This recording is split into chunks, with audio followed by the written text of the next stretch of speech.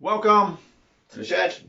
I'm trying to blend in, so I've got my jumper the same colour as the background because that's a bit of fun. So today, what am I going to do? Well, I thought I'd bore you with one of my movie reviews. So this is a great movie. This movie came out in 1996. So I'm going to give you a little bit of a backstory before I actually get on with the actual movie itself. So a little backstory. We got this movie out. Oh, obviously, you can see what it was called in the title, but we're trying to keep the mystique of this anyway. So first time I watched this, I was at my mate's house. There was me and there was his girlfriend at the time, Tony, and I think Steve might have been there, possibly Yvonne and Robbie. Neil might have been there, I don't know. We didn't like Chris. Chris was a bit of a dick anyway, so we clearly wouldn't have invited Dick. But yeah, we were around Rocky's nan and grandpa's, or his grandma and grandpa's. And because they have this strange house in Milton where you sort of have two living rooms. So we had the front one and his grandpa and grandma were in the back because that's where they belong, in the kitchen. Anyway, so we get this film out. We used to go and get our VHS films out every now and again and we'd watch a movie and we'd go around there and say, yeah, what can we get this time? And we picked this movie up and we really didn't have any idea. And before, Rocky, I'm sure you probably already know which movie we've picked up. I'm going to give you the synopsis of the movie. And as soon as I say the first name, it's like, yep, I know the movie. But you probably already know anyway. Just obviously the thumbnail will give it away. But even if you didn't, I'm sure you probably got an idea what movie I'm going to do a review of. So Seth Gecko and his younger brother Richard are on the run from a bloody bank robbery in Texas. They escape across the border into Mexico and will be home free the next morning when they pay off a local kingpin. They just have to survive from dusk till dawn at a local rendezvous point, which turns out to be a hell of a strip joint. Yes, that's it. We're doing From Dusk Till Dawn. But we're not just going to do a review. We're also going to have a look at some of the incredible script in this film. And yeah, I'm going to ruin it by actually talking through this stuff. So I have got my iPad. I've got a couple of pages and we're going to do the very beginning. So if you've not seen the film before, I'm going to paint a little picture of you for you. So at the very beginning there is a liquor store. The liquor store is, so in the title cards come up. We're in Big Spring, Texas, which is 109 miles west of Albany and 245 miles east of the Mexican border. That's where Seth and Richard need to get to. And a Texas Ranger car pulls up and it's got Earl McGraw in it. Earl McGraw is a Texas Ranger and he's finished for the night. He enters the liquor store and he can see the owner, Pete. Pete, I believe, owns it. I don't know why it's called Benny's, but Pete was the owner. Anyway, he enters it and he goes towards the till area. He's like, God damn, hot goddamn day. Pete's there. Ain't found it a bit. Been inside with the air conditioning blasting all day long. No, he's chewing away on something. And then McGraw's like, not even for lunch? I'm by myself today. Ate my lunch out of the microwave. McGraw walks over to the beer cooler, as he's done ritually every night. Takes out a beer and pops it open and joins Pete on the front counter. So he's opening the beer before he's paying for it. But hey, let's not worry about that. McGraw's like, Jesus Christ, man, that microwave food will kill you as quick as a bullet. Those burritos only fit for hippies high on weed. Pour me down a bottle of Jack Daniels. I'm getting tanked tonight. What's the matter? Oh, it's just been a shit ass day. Every inch of it hot and miserable. First off, Nadine at the blue chip got me some sort of sick. So that mongoloid boy of hers was working the grill. That fucking idiot don't know rat shit from Rice Krispies. So, politically correct every way. This is a Texas Ranger calling someone's child a mongoloid. But we'll get back to it. I ate breakfast at 9, was pucking up pigs in a blanket like a sick dog by 10:30. Pete's like, ain't there a law or something against retards serving food to the public? Well, if there ain't, there sure ought to be. Who knows what goes on inside Mongoloid's mind? Oh, the dialogue is fantastic. You could sue the shit out of her, you know? That kid belongs under a circus tent, not flipping burgers. You could own that fucking place. What the hell would I do with that grease pit? Besides, Nadine's got enough of across the bear just taking care of that potato head. Then all this Albaline shit happens. You heard about that bank robbery in Albaline, didn't ya? That's all that's been on the box all day. They killed some people, didn't they? 4 Rangers, 3 cops, and 2 civilians. And they took a lady bank teller as hostage. So, this bit here then. So, a bit later on in the film, it couldn't happen. It just wouldn't happen on the news. Certainly not in the UK. Whether this sort of thing used to happen in America, I don't know. But they've got a scorecard up. So you go to a not presenter, but a reporter, and she's outside this court in Albany or somewhere like that, and she's like, so they killed 2. So what was it? They killed 4 Texas Rangers, and Texas Rangers comes up. 3 cops, and that comes up, and 2 civilians. It's like they're doing some sort of scorecard, and it's like, what? It was brilliant. So, getting back to the script, let's go back to McGraw. So he's done the thing then. So Pete doesn't say anything.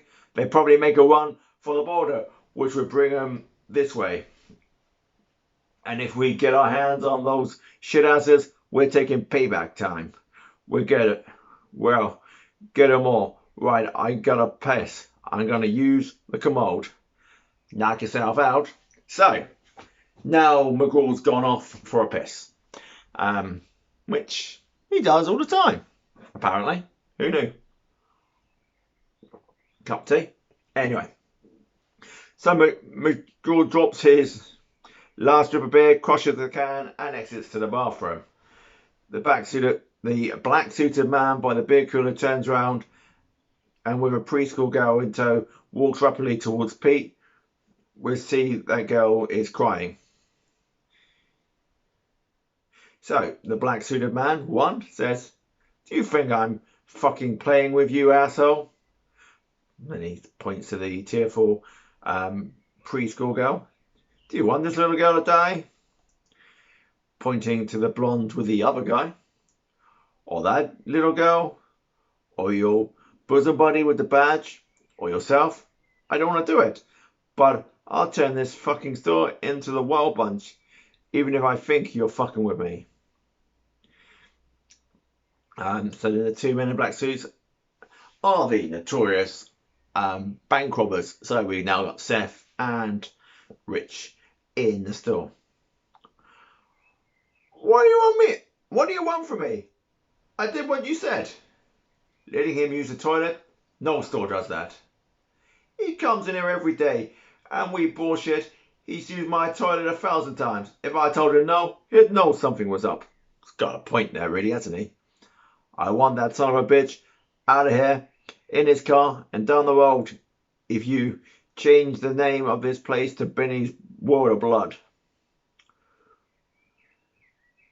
So then, Richard, holding tightly the hand of the terrified girl, leans next to Seth's ear and whispers something.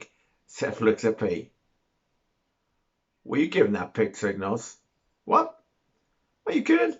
I didn't do anything. Then Richard then whispers something else in Seth's ear. He says you were scratching. I wasn't scratching. You calling him a liar? Pete controls himself.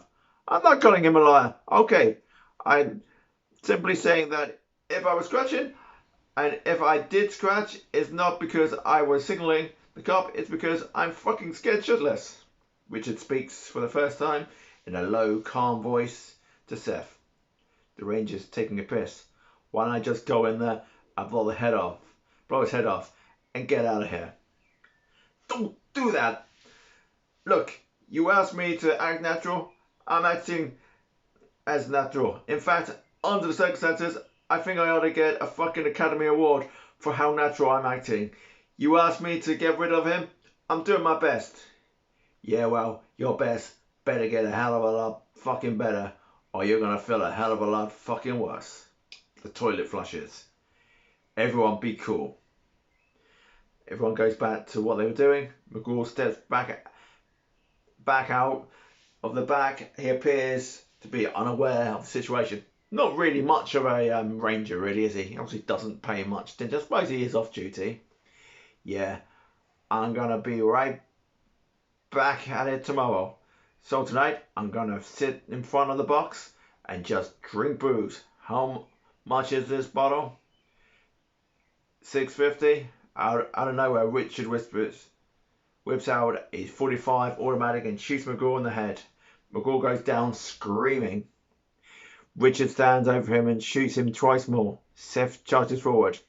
What the fuck was that about? He signaled the ranger. I didn't! You gotta believe me, I didn't! While they were talking, he mouthed the words, help us. You fucking liar! I didn't say shit. What the fuck is wrong with you? Seth, he did it. You were by the beer cooler with your back turned. I was by the magazines. I could see his face and I saw him mouth, help us. While Pete lies on the floor behind the counter, pulling bullet wounds, he opens a floor safe and pulls out a gun. Seth releases his brother. Start the car. You believe me, don't you? Shut up and start the car. Richard walks away from Seth and across the counter when Pete springs up, gun in hand, and shoots Richard in the hand. So now, this bit's brilliant. So now he holds his hand up and he's got a big old proper hole in his hand and he's starting to scream. Seth dives behind an hole. He reloads. Pete ducks behind the counter. He reloads. Richard has crawled to safety behind an hole. The two girls run out screaming, yelling. Seth then shouts, Richie, you okay? I'm not dead, but I'm definitely shot. I told you that bastard said help us. I never said help us. Well, it don't matter now, 'cause you've got about 2 fucking seconds to live. Richie, yeah? When I count to 3, shoot out the bottles from behind him. Gotcha. 1, 2, 3. So he then shoots all the bottles from behind him. Seth grabs a paper towel from off the shelf. Richard keeps firing. Seth douses the paper towel with lighter fluid, sets it on fire with a Zippo, then tosses it. The flaming roll of toilet roll flies over the bar and it lands on Richard and it catches him on fire, engulfing him in flames, because, yeah, sure it would. And then on their way out, they pick up a map. Get back in the car. Seth's like, what did I tell you? What did I tell you? Buy a road map and leave. What am I supposed to do, Seth? He recognised us. He didn't recognise shit. And then they both get in the car and they drive off into the sunset. And as they're doing that, there's a little porthole in the car which shows the woman hostage in the car. So, that's the beginning. It's funny as hell. If you haven't seen it, don't watch the second and third one. Don't watch the TV series because it's a load of shit. But the original film is absolutely incredible. And I wouldn't like to guess how many times I've seen this film. I would say it's probably second behind Star Wars A New Hope to the film I've seen the most. Yeah, can't recommend this film. Obviously, it didn't win any Academy Awards because it's not that sort of film. And when it comes to Tarantino films, people probably think Reservoir Dogs or the others. Pulp Fiction is the other one I'm thinking of. Yep, probably, people will think, oh yeah, Kill Bill, something like that, which are good. They're okay. But for me, this is my favourite Tarantino film because it's just hilarious. So first time we watched it, we're thinking, yeah, this is pretty decent. So they then drive off and they go into this motel and they get the woman out, and Seth needs to go off and find out where the rendezvous viewpoint is and that, and he leaves Richard in there with this woman. Now Richard's a bit of a psychopath. He's a bit deluded and he's a bit of a sex offender, shall we say. And he basically gets this woman to sit on the bed next to him, and while Seth's out, he mutilates her and does lots of not very nice things to her, as you can possibly imagine. Anyway, so they then need to get out of there, and they think, someone over there, they've got a big camper van sort of thing, massive thing this is, and we'll use that to get us to Mexico. So they then go into this room, and Seth basically insults the man's son by saying, "That's funny, you don't look Japanese." Neither does he look. Oh no, is it Chinese? No, he says, "You don't look Japanese." Yeah, neither does he. He's Chinese. Well, he gives a fuck. Anyway, then his daughter walks in the room, and Seth looks her up and down because she's a pretty good-looking girl. Anyway, so he imagines that she's said to something to him. Anyway, they're in the back of the trailer as the old man is driving on because they've basically stolen it with the people in, and they're going to get them across the border, which eventually they do.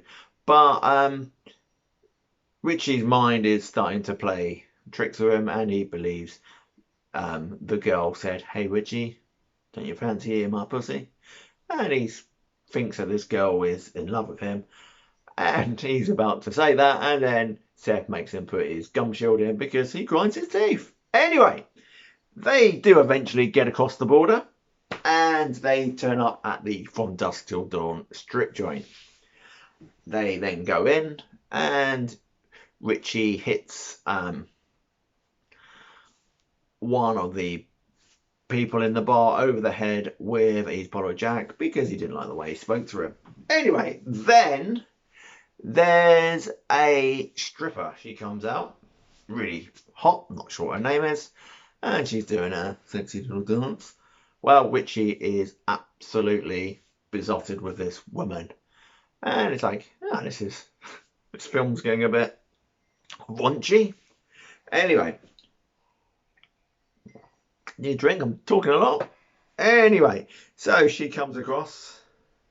Let's see if I can find that bit. Scott was the boy, by the way, and Kate was the girl, and Jacob was the father. He used to be a vicar, but his wife died, and he's forgotten. He doesn't really do faith anymore. Where are we? We won't worry about it. Anyway, all of a sudden, so this beautiful stripper is doing her thing.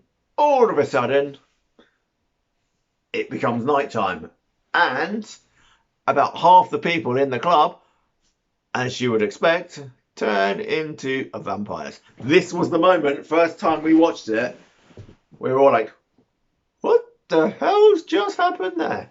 Obviously, if we turned the box over and actually read a little bit, we could have understood that this was possibly going to happen. But yeah, everybody turns into vampires. Spoiler alert, people, they're vampires. They then take a big bite out of Richie, and Richie, of course, turns into a vampire. This was unreal. This was the weirdest thing I'd ever seen. And we're like, what the hell just happened there? So now, it's almost like it's a new film, because what you thought you knew was now completely different. There were loads of people who were doing 3 or 4 different characters. The barman was also the bloke who was stood outside telling people all the different colour and flavour pussy that they've got in this joint. But yeah, so in the end, they have to shoot them way out. And of course, it was in the end, there was Kate, the girl, and Richie, the man. I'm sorry, Seth, the man, and they were the only 2 who survived. When they got out, the Kingpin turns up, and Seth then's like, I need 30% because this girl's family and my family have all been killed back there. He's like, what is it? Some sort of weird ass biker joint? He's like, have you ever been here before? He's like, no. So he punches him out. Anyway, great film. It's a must watch for me. Yeah, I think I've done enough. Hope you enjoyed the script writing. Obviously, if you need me to come and butcher your script, anyone out there, as you can tell from my script reading, I could butcher it probably better than anyone. Anyway, that'll do. If you bothered watching this nonsense to the end, thanks very much. Neil, if you were there, let us know. I didn't really list you because I couldn't remember if you were there for the debut. I do remember the day when you decided you were going to go home because we didn't want to go and watch Starship Troopers. Can I also say, I think that was about 97 or 98. Still never seen Starship Troopers. Never going to watch Starship Troopers. Wasn't interested in going to the cinema to watch it. Yeah, and I'm not going to watch it now.